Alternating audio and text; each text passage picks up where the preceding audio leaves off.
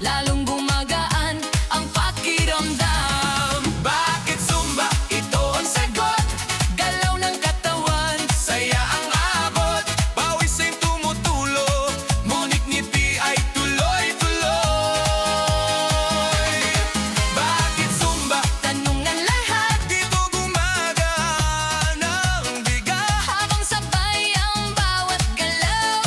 Lumalakas ang buong katawan.